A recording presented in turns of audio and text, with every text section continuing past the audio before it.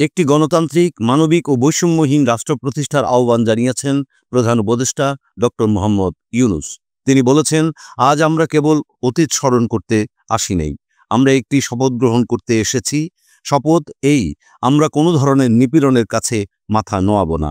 আমরা প্রতিষ্ঠা করব একটি জবাবদিহিমূলক, মানবিক, গণতান্ত্রিক ও বৈষম্যহীন রাষ্ট্র, এমন রাষ্ট্র যা সবসময় জনকল্যাণে কাজ করবে। জুলাই শহীদদের আত্মত্যাগ আমরা বৃথা যেতে দেব না। তাদের আত্মত্যাগই হবে আমাদের পথ চলার প্রেরণা। তাদের স্বপ্নই হবে আমাদের আগামী বাংলাদেশের নির্মাণ। আজকের এই দিনে এটাই হোক আমাদের শপথ।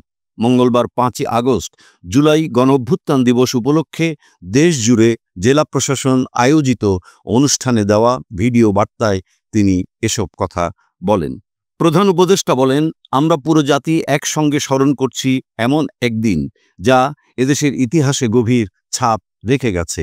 5ই আগস্ট শুধু একটি বিশেষ দিন নয়, এটি একটি প্রতিজ্ঞা, গণজাগরণের উপাখ্যান এবং ফ্যাসিবাদী শাসন থেকে জাতির পুনর্জন্মের দিন। আজ আমি গভীর শ্রদ্ধার সাথে স্মরণ করছি 1971 সালের স্বাধীনতা যুদ্ধের সব বীর মুক্তিযোদ্ধাদের, যাদের আত্মত্যাগে আমরা পেয়েছি স্বাধীন সার্বভৌম বাংলাদেশ। 1971 সালে সাম্য, মানবিক মর্যাদা ও সামাজিক ন্যায় বিচার প্রতিষ্ঠার লক্ষ্যে এদেশের জনগণ সশস্ত্র মুক্তিযুদ্ধে অংশগ্রহণ করেছিল। লাখো প্রাণের বিনিময়ে একটি স্বাধীন রাষ্ট্র প্রতিষ্ঠা হয়েছিল। কিন্তু স্বাধীনতার অর্ধ শতাব্দীর পরেও এদেশের মানুষ সুবিচার ও গণতন্ত্র থেকে বঞ্চিত হয়েছে, বৈষম্যের শিকার হয়েছে। 2024 সালের উত্তাল জুলাই ছিল বাংলাদেশের ইতিহাসে এক সংকটময় অধ্যায়, 16 বছরের পুঞ্জীভূত ক্ষোভের বহিঃপ্রকাশ। এদেশের এই বিপুল সংখ্যক তরুণ 16 বছর ধরে ক্রমাগত হতাশায় নিমজ্জিত ছিল। ভালো ফলাফল করেও চাকরির জন্য ক্ষমতাসীনদের দুয়ারে দুয়ারে ঘুরেছে। চাকরিকে ঘিরে তৈরি হয়েছিল দুর্নীতি, স্বজনপ্রীতি আর তদবির বাণিজ্য। যে তরুণ ঘুষ দিতে পারেনি, এলাকার মাফিয়াদের সঙ্গে সখ্য গড়ে তুলতে পারেনি, তার চাকরি হয়নি। সরকারি চাকরিতে বৈষম্যমূলক কোটা পদ্ধতি, যেটা মূলত ছিল দুর্নীতি ও স্বজনপ্রীতির আরেকটা হাতিয়ার, এর বিরুদ্ধে তরুণ সমাজ দীর্ঘদিন ধরে প্রতিবাদ বিক্ষোভ করলেও ফ্যাসিবাদী শাসকের টনক নড়েনি। প্রতিটি সেক্টরে মাফিয়াতন্ত্র কায়েম করে একটি সুবিধাভোগী শ্রেণী তৈরি করা হয়েছিল জানিয়ে প্রধান উপদেষ্টা বলেন, যারা আর্থিক অন্যান্য সুবিধার বিনিময়ে স্বৈরাচারের পক্ষে কথা বলবে, কাজ করবে, স্বৈরাচারের পক্ষের সঙ্গী হলেই তার চাকরি হবে, কাজ মিলবে। সরকারি প্রতিষ্ঠান, শিক্ষা প্রতিষ্ঠান, অর্থনৈতিক প্রতিষ্ঠান, এমনকি বিচার ব্যবস্থা, আইনশৃঙ্খলা বাহিনী, গণমাধ্যম ও সাংস্কৃতিক মণ্ডলেও এ ধরনের সুবিধাবাদী শ্রেণী তৈরি হয়েছিল। এদেশের গরিব মেহনতি মানুষের পয়সা লুট করে পতিত ফ্যাসিবাদ ও তাদের সহযোগীরা এক একজন টাকার পাহাড় গড়ে তোলে। সীমাহীন দুর্নীতির কবলে পড়ে অর্থনীতি, ভেঙে পড়ে। এই দেড়যুগে প্রতিটি ন্যায্য দাবি, প্রতিবাদ বিক্ষোভ চলাকালে পুলিশের পাশাপাশি দলীয় সন্ত্রাসীরা অস্ত্র হাতে আন্দোলনকারীদের পিটিয়েছে।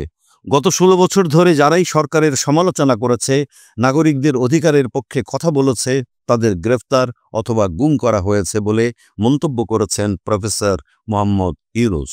তিনি বলেন, লাখ লাখ বিরোধী দলীয় রাজনৈতিক নেতাকর্মীদের নির্বিচারে আটক, গ্রেফতার করা হয়েছে। এই ভয়াবহ পরিস্থিতিতে 24 জুলাই দেশের ছাত্র সমাজ, তরুণ প্রজন্ম, সাধারণ মানুষ সবাই একত্রিত হয় এক নতুন দিনের প্রত্যাশায়। সমস্বরে তারা বলে ওঠে, এবার ফ্যাসিবাদীদের যেতে হবে। তবুও দেশের মানুষের বুকে গুলি চালিয়ে শেষ পর্যন্ত ক্ষমতা আঁকড়ে ধরে রাখতে চেয়েছিল ফ্যাসিবাদ সরকার। তারা নির্বিচারে গুলি করেছে, গ্রেফতার করেছে, ইন্টারনেট বন্ধ করে হত্যাকাণ্ডের তথ্য লুকাতে চেয়েছে।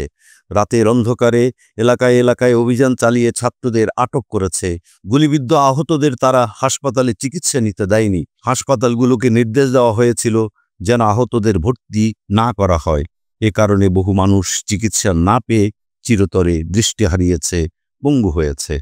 জুলাই গণঅভ্যুত্থান দিবসে জাতির সূর্য সন্তান জুলাই শহীদদের গভীর শ্রদ্ধার সঙ্গে স্মরণ করে তিনি বলেন, তাদের আত্মার মাগফিরাত কামনা করছি। জুলাইয়ে যারা আহত হয়েছেন, চিরতরে পঙ্গু হয়েছেন, দৃষ্টি হারিয়েছেন, জাতির পক্ষ থেকে আমি তাদের প্রতি শ্রদ্ধা ও কৃতজ্ঞতা জানাচ্ছি। এই জাতি আপনাদের কাছে চির কৃতজ্ঞ থাকবে। গত বছর ডিসেম্বর মাসে জুলাই গণঅভ্যুত্থানে শহীদ পরিবার, আহতদের কল্যাণ ও যাবতীয় বিষয় প্রশাসনিক দায়িত্ব মুক্তিযুদ্ধ বিষয়ক মন্ত্রণালয়ের উপর বিন্যস্ত করা হয়েছে। এখন পর্যন্ত 836টি শহীদ পরিবারের মধ্যে 775টি শহীদ পরিবারকে মোট 98,40,00,000 টাকার সঞ্চয়পত্র ও মাসিক ভাতা বাবদ ব্যাংক চেক দেওয়া হয়েছে। অবশিষ্ট যারা আছেন তাদেরও কয়েকটি বিষয় নিষ্পত্তি সাপেক্ষে সঞ্চয়পত্র দেওয়ার প্রক্রিয়া চলছে। এর পাশাপাশি আহত 13,800 জুলাই যোদ্ধাকে 3টি ক্যাটাগরিতে নগদ টাকা ও চেক বাবদ 135,04,00,000 টাকা দেওয়া হয়েছে। এর মধ্যে 78 জন অতি গুরুতর আহত জুলাই যোদ্ধাকে সিঙ্গাপুর, থাইল্যান্ড, তুরস্ক এবং রাশিয়ায় উন্নত চিকিৎসার জন্য পাঠানো হয়েছে। চিকিৎসা ব্যয় বাবদ এ পর্যন্ত 97,50,00,000 টাকা দেওয়া হয়েছে। জেলা উপজেলা পর্যায়ের সব সরকারি হাসপাতাল বা ক্লিনিক বা স্বাস্থ্যকেন্দ্র, মেডিকেল কলেজ হাসপাতাল এবং সরকার কর্তৃক নির্ধারিত বিশেষায়িত হাসপাতালগুলোতে সব শ্রেণীর আহত জুলাই যোদ্ধাদের অগ্রাধিকার ভিত্তিতে বিনামূল্যে চিকিৎসা সেবা দেওয়ার সিদ্ধান্ত হয়েছে। সরকারের পক্ষ থেকে জুলাই শহীদ ও আহতদের জন্য আরও নানা উদ্যোগ নেওয়া হচ্ছে। তবে জুলাইয়ের মহানায়কদের আত্মত্যাগ তখনই সার্থক হবে যখন এ দেশকে আমরা একটি সত্যিকারের জনকল্যাণকর দেশ হিসেবে গড়ে তুলতে পারব। আজ আমরা কেবল অতীত স্মরণ করতে আসি নাই, আমরা একটি শপথ গ্রহণ করতে এসেছি। শপথ এই, আমরা কোনো ধরনের নিপীড়নের কাছে মাথা নোয়াব না। আমরা প্রতিষ্ঠা করব একটা জবাবদিহিমূলক, মানবিক, গণতান্ত্রিক এবং বৈষম্যহীন রাষ্ট্র। এমন রাষ্ট্র যা সবসময় জনকল্যাণে কাজ করবে। জুলাই শহীদদের আত্মত্যাগ আমরা বৃথা যেতে দেব না। তাদের আত্মত্যাগই হবে আমাদের পথ চলার প্রেরণা। তাদের স্বপ্নই হবে আমাদের আগামী বাংলাদেশের নির্মাণ। আজকের এই দিনে এটাই হোক আমাদের শপথ।